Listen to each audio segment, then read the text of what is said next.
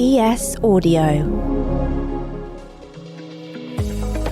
Hello, this is the Evening Standard Theatre Podcast. I'm Nick Curtis. I'm Nancy Durrant. And I'm Nick Clark. This is what's coming up on the show. We review Lyndsey Turner's staging of Arthur Miller's The Crucible at the Gielgud Theatre. She has an arrow in you yet, John Proctor, and you know it well. The devil's loose in Salem, Mr. Proctor. We must discover where he's hiding. Starring House of the Dragon star Millie Alcock and Succession's Caitlin Fitzgerald. And for our second review, it's Beneatha's place at the Young Vic. First native family moves into Crescent Grove, homes to the rulers of Lagos. Nigeria is changing, and you, my friends, are the trendsetters. Written and directed by Kwame Kwei-Armah, it stars Cherrelle Skeete, who you may know from Harry Potter and the Cursed Child. School's out for summer. This is your moment.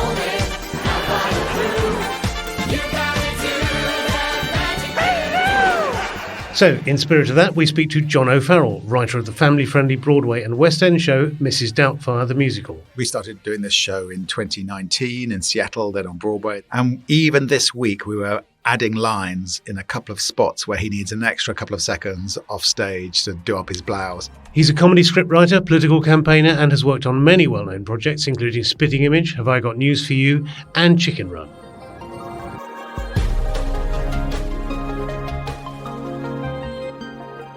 Welcome back to the Evening Standard Theatre Podcast. Yeah, we're all back together in the room again. Hooray!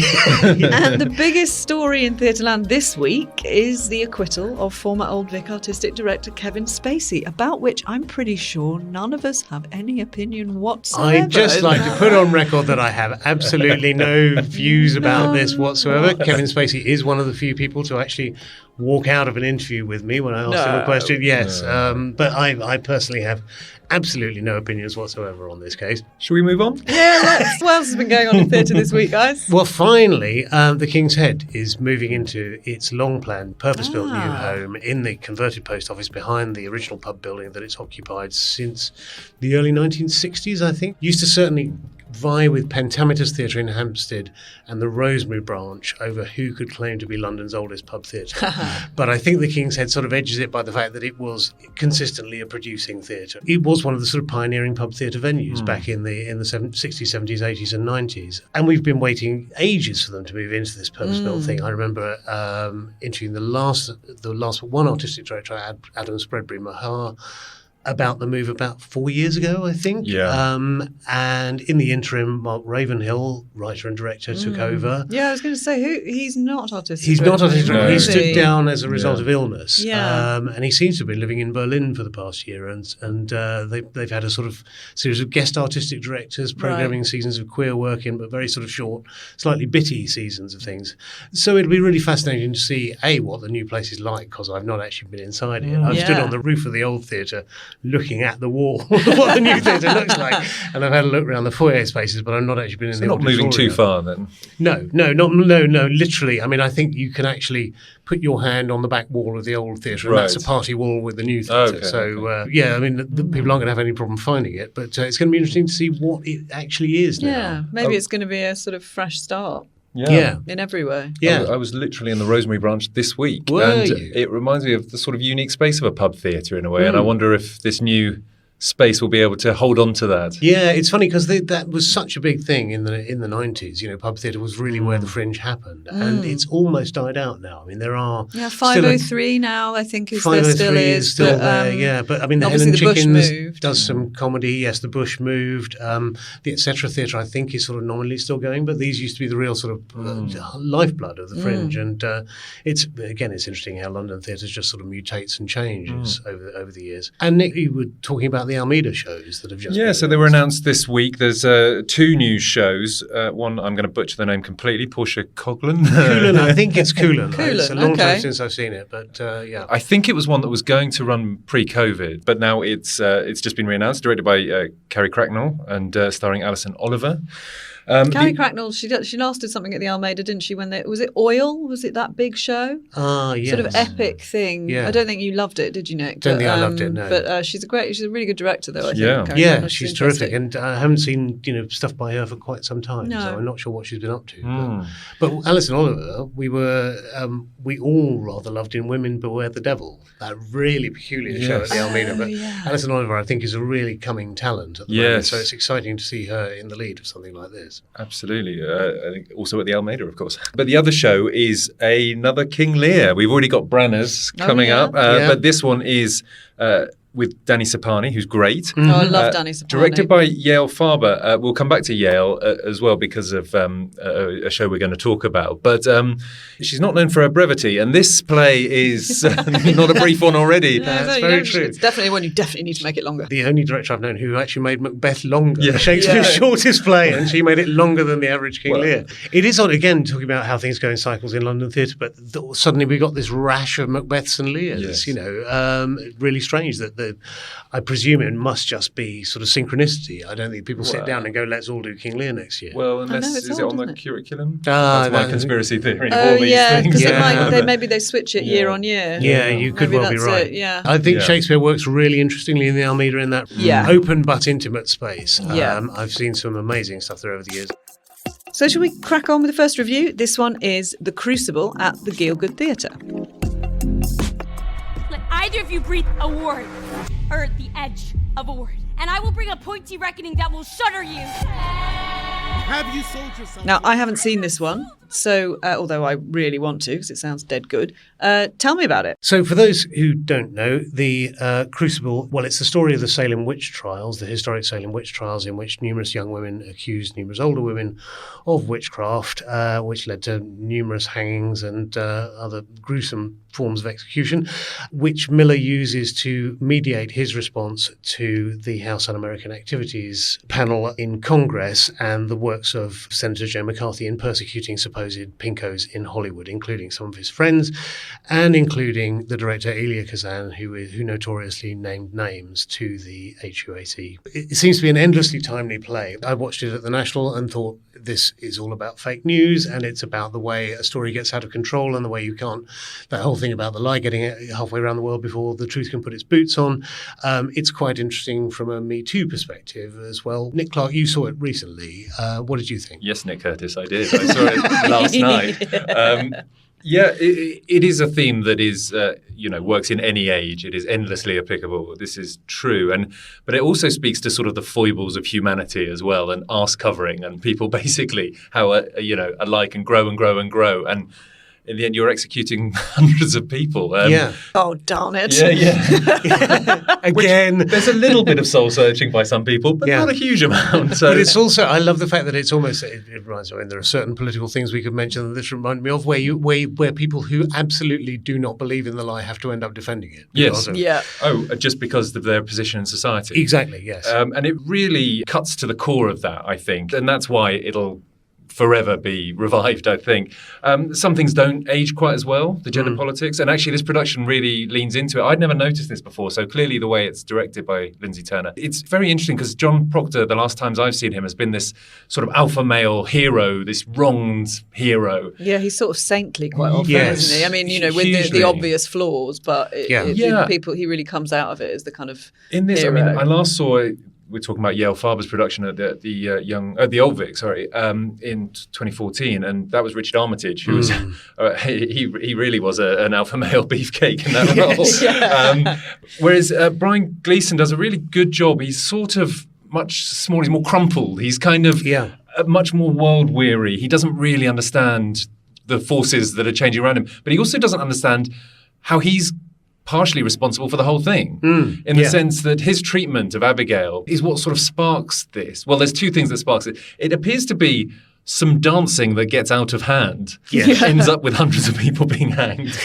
Literally, it starts with, I think, the Reverend Samuel Paris, who's played, again, excellently by Nick Fisher, who stumbles upon his niece, Abigail, in the forest, and they're dancing. And so I think to get out of this, two of the girls who are dancing pass out, essentially, and of course then everyone starts talking about witchcraft, including all the other girls themselves, to try and get themselves off the hook, it feels like. Then it feels like they're sort of caught in the lie and they have to just go deeper and deeper and start seeing visions, and they're, speaking in tongues and accusing people. And that's when bureaucracy gets in. And it's sort of really interesting about bureaucracy and its cruelty, and once it gets sort of set on a particular line, and how societies go down a path and sometimes can't come back again from it. Because it's a very repressive society. It's a very repressive sort of theocratic society. We should point out that some of the moments of language and references, there's quite an extraordinary bit involving a doll, which is almost a sort of voodoo doll where it's got a pin in it. And one of the characters, in fact, Abigail, says, "Oh, well, I found a pin in my stomach, so whoever had this doll was clearly, working their witchcraft on me." Unfortunately, this thing is called a poppet, and they must refer to poppet about 50 times in 2 minutes. And the audience around me, and certainly I was feeling as well, I was like, please stop saying poppet, because it's ridiculous. It's a really silly word. It is a really silly word, yes. So have you ever been seen with a poppet? I've never had poppets. What's this poppet here? Yes, you're absolutely right. One tends to see the Crucible it tends to come around every 10 years or so. This is the National Theatre production that opened earlier in the year, transferred to the West End with some significant cast changes. So we have Brian Gleeson stepping into the role of John Proctor, and we have Millie Alcock from House of the Dragon as Abigail Williams, and Caitlin Fitzgerald as John Proctor's wife, Elizabeth. I spoke to both of them on an earlier episode of the podcast, and we asked them to describe their own characters in that. Millie, if you'd like to go first. Abigail is one of the first kind of girls who cries wolf, I want to say, in a way, and she kind of gets swept up into the sorry, my brain doesn't, I'm terrible, I never know what to say in these things. It's okay. Abigail is a villain, but she's not a villain. I fucking love her, and I hate how people have made her this conniving, a malicious girl when she's in fact a 17-year-old who had an affair with an older man who has more position of power than her, and then somehow becomes this villain and vouches for her love and is blind by it and is given a voice and doesn't know what to do with it, and it kind of explodes, and she's completely incapable of having a life outside of Salem, so she runs away. That's Abby. Okay, and Caitlin, tell us a little about that who was you great, play. Millie. To echo Millie, I kind of hate the way Elizabeth Proctor is often portrayed, and that was the first thing I said to Lyndsey Turner, our director, when I met with her, was I'm not interested in a prim, prissy ice queen. And the sort of the way the two women are often played as these polar opposites, it feels fake to me. It doesn't feel like women I know. So because there is a slight implication as well that sort of Elizabeth is somehow to blame for John's affair, do you think? Or it can be read that way. I mean, let's also be clear that Arthur Miller was having an affair, or had just had an affair, with Marilyn Monroe as he was writing this play. So I think there is, when Elizabeth says at the very end, it was my fault that this happened. My read of those lines is that it's more about, it takes two people in a relationship. And then that's always true. But it does feel a bit like Arthur Miller giving himself a pass. He gets quite a lot of as the great sort of liberal, cerebral hero. He gets quite a free pass on quite a lot of stuff, doesn't he, Miller? Sometimes. He does, but I will also say for him, I think there is a version of, he could have written a version of Elizabeth that was very one-dimensional, and I think he on the page, actually, I think she's incredibly human and wins the argument frequently. And I think, as Lyndsey said, it's a great writer who writes the other person that dimensionally. It's the lesser writer who just makes themselves into. Absolutely. You'll be able to find that interview in the show notes. I've always seen John Proctor as the hero before. It's very noticeable here that both the women get 2 scenes each, basically. They bracket his story. I think that Lyndsey Turner does bring out their characters wonderfully. I think the great thing about Millie Alcock's performance here, not to take away from Erin Doherty's performance, who played it initially at the National, but Millie Alcock, you really get no sense of how... You can play it that Abigail is very much to blame, or she's very much conniving in this, and I got absolutely the sense here that she was just carried away by her own invention, really, or by her own situation as well. And her trauma. Yes. She is a teenager who has been seduced in his by... care. Yeah. He seduced her. He's 32 or something like that. And she works in his house, and he's a married man, and it's not allowed, and she could be hanged for it probably anyway. Yes, and he seduces her, then basically ghosts her, and then the wife kicks her out, and they call her all sorts of names around town. And so, and his defence... There's an amazing bit, which I don't remember this from other previous things, but basically his entire defense is, well, it's her fault because she slept around a lot. Yep. And you're like, including with you. Yes. And there's an awful line by Elizabeth Proctor where she sort of says, oh, it was my fault for being a cold wife. And you think, bloody hell. One thing I wanted to add, the first time I saw The Crucible was when I was about 17 years old at the Young Vic, when David Thacker was running it. It was the first theatre I'd gone to voluntarily, i.e. not dragged to by my parents, and saw The Crucible. And John Proctor was played by Matthew Marsh, who in this production is playing Deputy Governor Danforth. So the guy prosecuting the witch trial cases.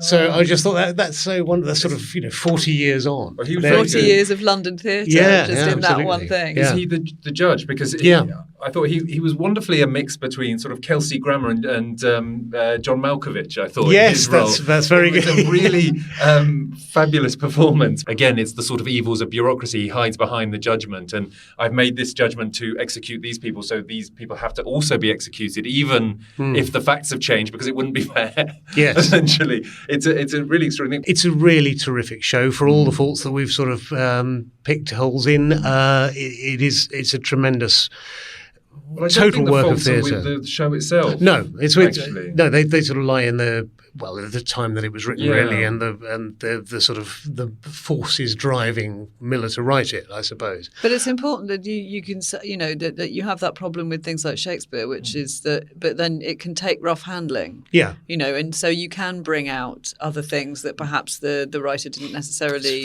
consciously or entirely or indeed at all intend. But you can, it's malleable enough if it's good quality that you can make that work. I really liked it at the National, but I think somehow weirdly it sits better in the Gielgud, and I can't really explain why that is. S. Devlin, the designer, produces this curtain of rain which sort of tops and tails various scenes. And there's an amazing moment, to sound like a wanker, a coup de théâtre, where the court is in session at the back and suddenly it flips around. Yes, that's right. It's a real... Yeah, and there's a lovely perspective on the set as well. That the sort of the stage angles back, and there's a rectangle of sort of light above it, so you look as if you're looking into a crucible. The clue is in the name. You can sort of see this stuff boiling at the bottom of this society, really, and you are zeroing in very strongly on it. Important to mention, this was Millie Alcock's stage debut as well. Amazing performance. I know she's still only 20 or 21. And I she think. is mesmeric. I mean, obviously Abigail is at the forefront of all the young women, but even so, even when she's not, you're always just sort of checking to see, because she just has this presence about her, I thought. Yeah. I mean, everyone in this is really at the top of their game. It's just a great production, I think. Yeah. So it's only on until the 2nd of September, so we can't urge you, Nancy, and everybody out there to get in there. Quick, as soon as you can. Brilliant. Right. Quick break for the adverts. Coming up, I'll be joined by John O'Farrell to talk about co-writing Mrs Doubtfire the musical. Why not hit subscribe and give us a 5-star rating in the meantime?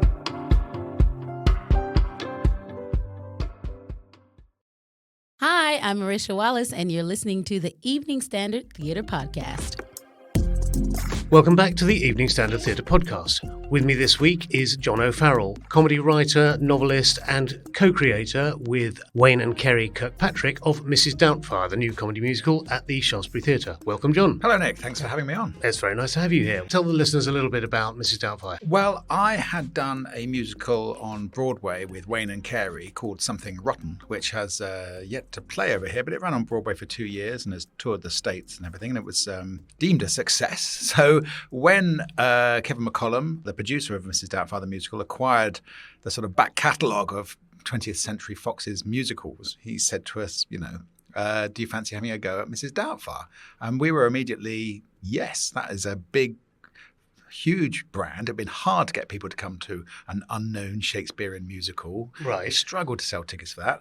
So I'm all in favour of writing original musicals, but also in the economy of, the West End and Broadway, to have some recognised IP, I think, helps the theatres as well. It's intellectual property for those. Yes. Yeah. And it's a show that sings. It's a show that wears its emotions on its sleeve. It comes from a great book originally, of course, by British author Anne Fine, then was turned into a sort of hugely popular film. And we're obviously trading off that. People are going along because they love the film. But we undertook to make it a theatrical experience and to go a little deeper with the character of Miranda and talk about how the divorce impacted the kids. So I think it's sort of another incarnation of a beloved tale that has been book, film, and now musical. On the off chance that the people out there aren't aware of the film or the book, it's the story of a divorced dad who basically disguises himself as an elderly Scottish housekeeper to bring up his own children. Yes, after a divorce. After a divorce. Yes. As a way of getting back to securing more contact with them, isn't yes. it, really? One of the things that struck me when I watched the film and started writing it is that when I always watched the film, I thought, yeah, of course he wants to be closer to his kids. But it was a bit of a one-way street. So I have the daughter turn around and go, how's this good for us? You get to see your kids, but we don't get to see our dad. We get a character. Yeah. Which is something that came out of spending a lot of time with the material, but also something which is what I'm talking about, trying to go a little deeper into some of the issues where the film didn't have room for that. Right. What does turning it into a musical add to the story? And what does music add to it? I think, as I said, it gives us the chance to hear from other characters. So Miranda gets a song about her divorce. We get to hear the kids sing about their experience of divorce and how they feel about it all. But it also brings it to a new audience, I suppose, and brings that story and those themes and that discussion around what is a normal family. Is there such a thing as a normal family? Aren't all families different? And we've updated the subplot of the two brothers to make them have their own struggle to adopt a baby. It's a very small subplot, but it adds something else, I think, to the debate about modern families.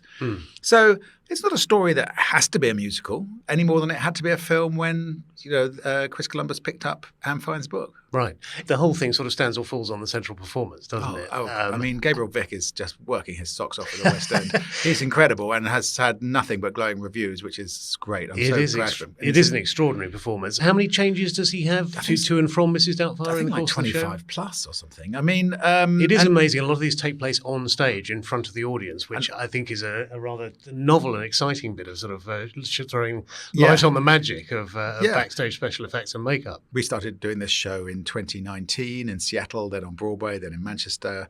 And even this week, we were adding lines in a couple of spots where he needs an extra couple of seconds off stage to do up his blouse because it's been too much of a rush, and anything that goes slightly wrong, he's late on to stage. So even when he's not on stage, he's working really hard to make those changes. But it's not just about the changes. He has to be able to sing, a really emotional ballad. He has to be able to do this range of voices. He's got to be able to do comedy, and not every actor has comedy bones.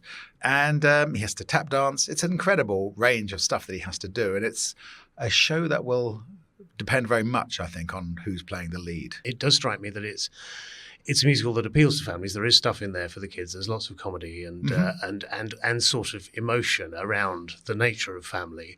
But it strikes me as a family musical with stuff to enjoy for parents, unlike, say, Frozen or something where most parents probably want to pull their heads off halfway through the first song. I mean, the film is actually quite saucy in times. There's references to vibrators and, steroids and genitals.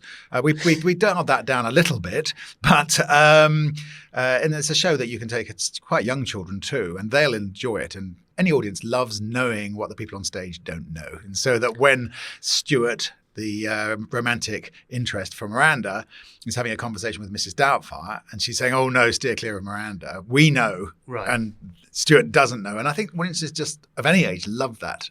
That sort of one-up they have on the characters in a story. What's the difference in the way audiences responded on Broadway compared to London? Well, it had a weird old birth on Broadway because we had 3 previews and then the theatres were closed down by COVID. So there was quite a nervous atmosphere in the audience in those first 3 shows. I suppose the better comparison is when it was on in Seattle, and it did fantastically in Seattle. It broke box office records at the Fifth Avenue Theatre there, and people loved it. I think we've made the show tighter. We've changed the impressions that Daniel does. So they tend to be quite British, actually. We've got Prince Charles and Boris Johnson in there, which are getting a huge response. And anything topical you put in, of course, people love it. There used to be a sense that Americans love their musicals more than the British. But actually, New York went through a pretty weird, and Broadway went through a pretty weird sort of psychological trauma during COVID. And they've got very judgmental and uptight about what theatre should be. This show is a lot of fun. That's all it is. We're not changing the world. It's a family show. You'll have a great time. You'll laugh a lot. You might wipe a tear away from your eye at the end. And I think that London is in a better place than New York right now to enjoy a show like that. In the past, you were a regular writer on Spitting Image and Have I Got News for You. You're a novelist. You've got a podcast on history, an amusing podcast on history called We Are History for anyone who wants to tune into it. You're most welcome. But is this what you do now? Is musicals what you do now? No, I have Chicken Run 2 coming out in December, which I've co-written with Kerry Kirkpatrick, and Rachel Tunliffe has a credit on that as well. I have a novel coming out in February. So I love writing musicals, and it's so great having spent 10 years on my own writing books to suddenly be in a room with actors and dancers and directors, and it's very stimulating. I've got another musical in my back pocket, which will probably be announced in the autumn, and I'm excited about that as well. So it's a great genre to come to quite late in my life. I'm sort of thrilled and stimulated to be learning new skills, having been another sort of writer the previous decades. I sort of know what you mean, having been a theatre critic, where you're up and you're sort of sitting on your own in the middle of the night just writing. It's quite nice to actually do podcasts and talk to people. Yes. Really, sort of, I feel myself quite socialised. Yes, for a change, exactly. rather that than is an issue. So I used to Spitting Image. I used to be in a room with 5 or 10 writers. We were all teasing each other, going out for lunch together. You go off and write a novel, and it's like, I haven't talked to anyone else for a year, and that's why suddenly coming into a theatre is amazing, even if they do make me sit cross-legged in a circle, which is a bit of a struggle for me. Right, for all of us these days, I think, Anything you can tell us about Chicken Run 2? Yeah, it's coming out in early December on Netflix. There might be a limited cinematic release for awards purposes, but it's really going to be on your TV screens at home. You'll remember 23 years ago, I think, those chickens breaking out of Tweedy Farm. All I can say is this time they're breaking in. It's a heist movie. Fantastic. That was John O'Farrell, co-writer of Mrs Doubtfire, the musical. Coming up right after this short break, we'll be reviewing Beneatha's place at the Young Vic. See you back here in just a minute.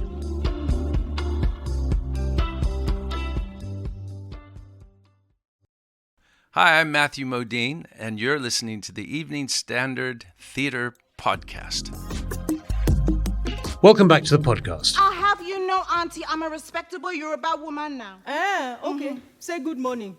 Ekaro. Right, Beneatha's Place. Nick, you reviewed this one for the paper, so what did you think? I really liked this. I was a slightly lone voice. I think a lot of people were a bit more lukewarm about it, but I really enjoyed it. You mean the other reviewers? Yes, I do. Yes, sorry. First of all, Beneatha is a character who appears in Lorraine Hansberry's A Raisin in the Sun, a pioneering black play on Broadway, and her arc in that original play is which man she is going to marry and what is she going to do? Where is her future going to be? Is it going to be in America, or is it going to be as part of a sort of back to Africa movement where people, are going back to reclaim, and rebuild? This is set during that's in the 50s. That's in the 50s, and part of this play is that also, so the beginning of this play, this extrapolates the sort of development of her life and her politics. She's effectively well into her 80s by the end exactly. of it. And it's written by Kwame Kwei-Armah. It's written and directed by Kwame Kwei-Armah, and it's the artistic director of the Young Vic. Indeed, as well as being inspired by A Raisin in the Sun. It's partly a clapback, as Cherrelle Skeete put it, and a response to Bruce Norris's Clybourne Park. So this play begins with the sort of idealism of the 1950s and of the newly independent African nations. Although, let's point out, it is set in Nigeria. It is set in Nigeria, and it is not yet independent. It is not yet independent. Ghana is, I think, the one nation that has become independent, and this is an inspiration to those hoping to form the government of an independent Nigeria. The second half also takes place in Nigeria, but the argument in the second half is all about the teaching of black history and whether it should actually be a teaching of white privilege, effectively, or white guilt, I suppose. Mostly by white people. Mostly by white people. Yes. It's quite weird, that structure, isn't it? And I think it does follow deliberately that sort of dramatic structure of Clybourne Park, which is like, I think as you said in your review, all drama in the first half and all talk in the second. Argument in the second. Yes. And then when you describe it, it does sound like, sorry, is that two totally different plays? And it sort of has that weird feeling. Yeah. But it does work. It does work. I think it does work very well. It's interesting because it's addressing the fact of basically how from an explicitly racist society in the 1950s and 60s in America, but also I would say by extension in Europe, Northern Europe. And also we're in Africa under colonial rule at this point as well. Yes. So. And Beneatha and her husband are quite literally inheriting a house from white Christian missionaries who stick around to tell her how to turn on the lights. Oh my God. Things like that in a magnificently patronising. It just makes you want to... It does. But now we find ourselves weirdly where similarly reactionary forces are basically trying to impose a sort of post-race narrative on race. In the second half. It's actually, I realise, quite complicated to explain. It's quite complicated to explain. But not as complicated as the kind of like the complexity of the discussion of race in the play, which I think that we might be on a hiding to nothing of trying to really get into in the 15 minutes or whatever it is that we've got to talk it's going to be almost about. It's almost impossible to sort of to unpick it all, but I do think it is... I think this just goes into really interesting areas, this play. I found it really stimulating, really interesting. It touched on lots of things that are slightly buried in the discourse at the moment. It's also interesting on the kind of looping narratives between America, Britain and Africa at that time, and indeed now. I think, there are no British characters, but they are the colonising group in Nigeria in the 50s. Yeah. So they're the backdrop. It was interesting to hear that discussion in the first half between Beneatha and her husband Joseph. She's from Chicago. She was born there. And he's from Nigeria. Yeah. He's Yoruba. But it was really interesting to hear the differing views of blackness that emerged between those two people, an African American and someone who's grown up in a majority black society but under white colonial rule. It's just a discussion I've not heard and obviously not thought about particularly. So those two people of colour talking about it and coming at it from different angles, it's super stimulating and really, really interesting, I think. And there is the issue of gender is in there as well, that Beneatha is quite a pioneering radical figure in the 50s and remains so. And I have to say it's a fantastic performance from Cherrelle Skeete. I was going to ask about Cherrelle Skeete because obviously she sort of rose to prominence in Harry Potter. She played the daughter of Noma Dumuzweni's Hermione. Yeah. I think she was called Rose Granger. But last year, the first person I interviewed for the Evening Standard, she was in a play called The Fellowship at Hampstead, in which she had to step in at the last minute to take on the lead role. And initially, I think she had one or two performances script in hand, but had pretty much learnt it and was on by, if not Press Night, then very shortly afterwards, and got rave reviews for it. So she's clearly a star on the rise. And so how was she on taking this role? She's terrific. And I think in some ways that, I think we spoke about it when I interviewed her for the podcast, that was quite good practice because she was cast in that play, The Fellowship, as a young character, suddenly found herself taking on this middle-aged role. And she's relatively young still herself.